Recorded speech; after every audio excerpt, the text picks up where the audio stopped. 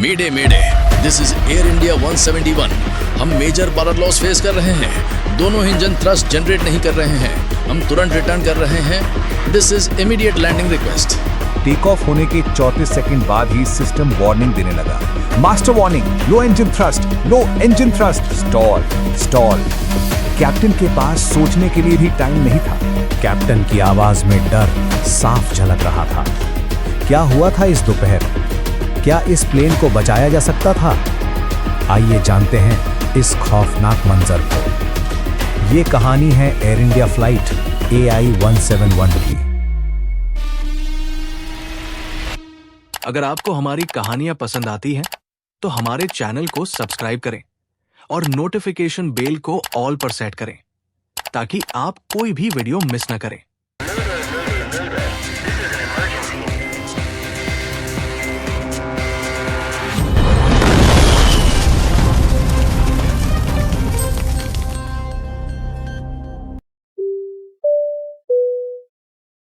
आप देख रहे हैं plane crash investigation. Ahmedabad, Bharat, 12 जून 2025 की दोपहर। सरदार वल्लभ भाई पटेल इंटरनेशनल एयरपोर्ट पर हमेशा की तरह चहल पहल थी। धूप खिली हुई थी और आसमान साफ था। यहाँ हजारों सपने, उम्मीदें और अनगिनत कहानियां हर दिन बनती बिगड़ती हैं। आज भी ऐसा ही था।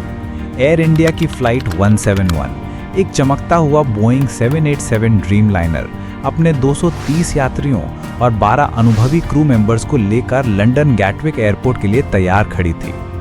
इनमें थे वो भारतीय परिवार जो लंदन में अपने बच्चों से मिलने जा रहे थे, ब्रिटिश टूरिस्ट जो भारत की खूबसूरत यादें समेटे लौट रहे थे, और वो बिजनेस एग्जीक्यूटिव्स जो नई डील्स के सपने देख रहे थे।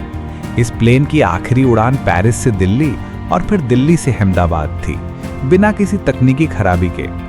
किसी को भी अंदाजा नहीं था कि ये उड़ान उनकी जिंदगी की आखिरी उड़ान होने वाली थी। ये सिर्फ एक फ्लाइट नहीं थी, ये एक ऐसी भयानक त्रासदी की शुरुआत थी जिसने दुनिया को सदमे में डाल दिया। एक ऐसी घटना जो एविएशन हिस्ट्री में एक काले अध्याय के तौर पर दर्ज हो गई। फ्लाइट की कमांड पर थे कैप्टन सुमित सभरवाल, जिनके पास 8,200 घंटों का फ्लाइंग एक्सपीरियंस था। वे बोइंग 787 जैसे आधुनिक विमानों को उड़ाने में माहिर और अनुभवी पायलट थे। उनके साथ थे फर्स्ट ऑफिसर क्लाइव कुंदर, जिनके पास 1100 घंटों का फ्लाइंग एक्सपीरियंस था।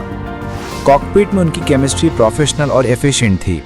केबिन में सीनियर फ्लाइट पर्सर और उनकी टीम यात्रियों का गर्मजोशी से स्वागत कर रही थी। सब कुछ रूटीन के अकॉर्डिंग था, प्रोफेशनल और सुरक्षित। यात्रियों ने अपनी सीटों पर आराम से बैठकर अपनी यात्रा शुरू होने का इंतजार किया।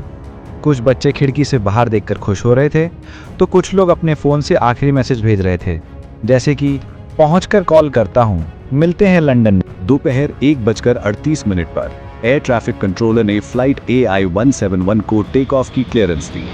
कैप्टन सुमित सभरवाल ने थ्रॉटल्स को आगे बढ़ाया। विमान के शक्तिशाली रोल्स रॉयस ट्रेंट इंजन गरज उठे और 230 टन का ये विशालकाय पक्षी रनवे पर तेजी से दौड़ने लगा। सेकेंड्स में स्पीड बढ़ती गई। फर्स्ट ऑफिसर क्लाइव कुंदर ने फ्लाइट इंस्ट्रूमेंट्स पर पूरी नजर रखी। V1 रोटेट, कैप्टन सभरवाल ने कमांड दी और विमान का अगला पहिया धरती छोड़ने लगा। 1:39 पर विमान ने सफलतापूर्वक धरती से नाता तोड़ लिया। अहमदाबाद शहर नीचे छोटा होता जा रहा था और यात्री अपनी लंबी यात्रा की शुरुआत पर राहत महसूस कर रहे थे। प्लेन अपनी निर्धारित ऊंचाई 35,000 फीट की ओर बढ़ रहा था।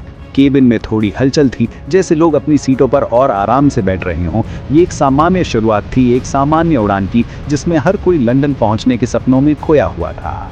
लेकिन उड़ान भरने के महज 52 सेकंड बाद वो शांत शुरुआत एक भयानक मोड़ पर आ गई।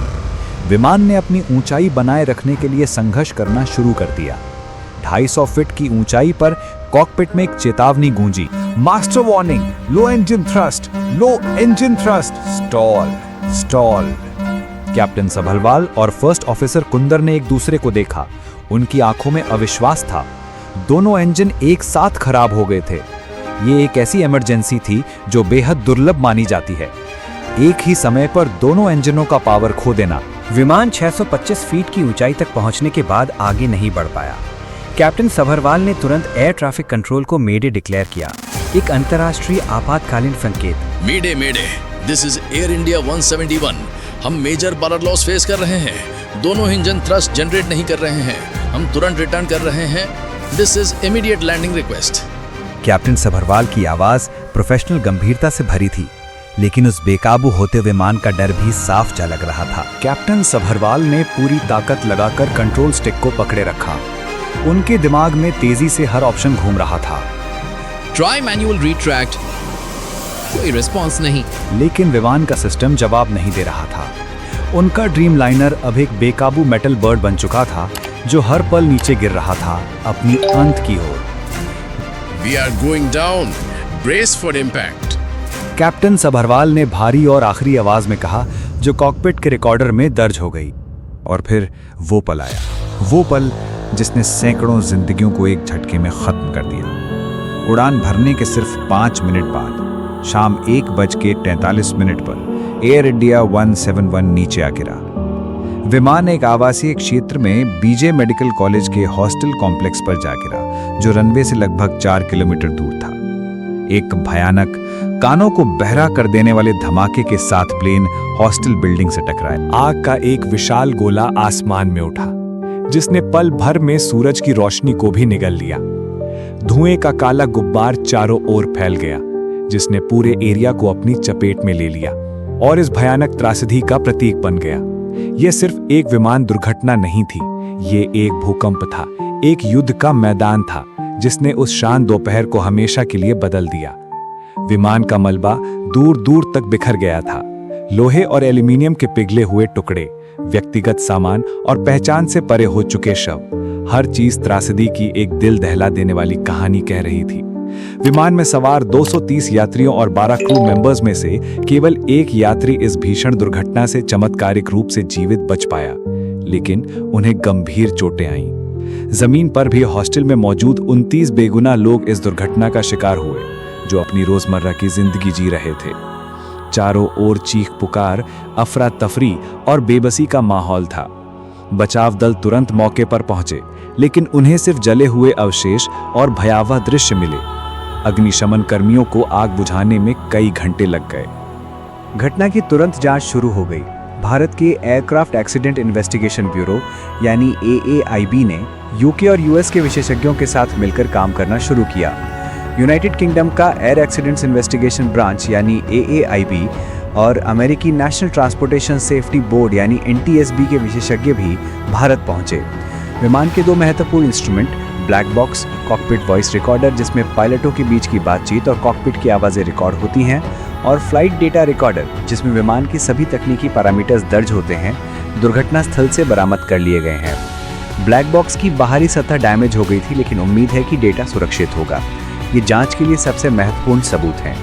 विशेषज्ञों का मानना है कि विमान के लैंडिंग गियर का बाहर रहना और दोनों इंजनों में एक साथ अनकमांडेड थ्रस्ट लॉस कुछ प्रमुख पहलू हो सकते हैं जिनकी जांच की जा रही है, लेकिन कोई भी अंतिम निष्कर्ष निकालना अभी जल्दबाजी होगी। टाटा सन्स और एयर इंडिया के चेयरमैन ने दुख व्यक्त करते हुए कहा कि यह उनके करियर का सबसे बुरा दिन था और वे पूरी पारदर्शिता के साथ जांच में सहयोग कर रहे हैं।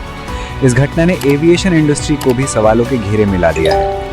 अहमदाबाद में हुआ यह हादसा भले ही एक दुखद अध्याय है, लेकिन ये मानवीय दृढ़ता और एकजुटता की कहानी भी है। जिस तरह से स्थानीय लोग, आपातकालीन सेवाएं और एयरलाइंस कर्मचारी एकजुट होकर इस भयानक आपदा से निपटने में जुटे हैं, वो विपरीत परिस्थितियों में भी मानवता की शक्ति को दर्शाता है। एयर इंडिया 171 की याद हमेशा हमारे दिलों में रहेगी, उन सभी जिंदगियों की याद जो पल भर में बुझ गईं। यह हमें सतर्क रहने, सीखने और ये सुनिश्चित करने के लिए प्रेरित करती रहेगी कि आसमान की यात्रा हमेशा सुरक्षित रहे। एक और दिल दहला देने वाली विमान कहानी सुनने के लिए यहाँ क्लिक करें। लेकिन रुकिए, उससे पहले अगर आपको ये कहानी पसंद आई तो हमारे चैनल को सब्सक्राइब करें और नोटिफिकेशन बेल को ऑल पे सेट करें, ताकि आप ऐसी और रोमांचक कहानियां देख सकें। अगर आपको कोई सुझाव देना हो तो कमेंट में जरूर बताएं। मिलते हैं अगले वीडियो में।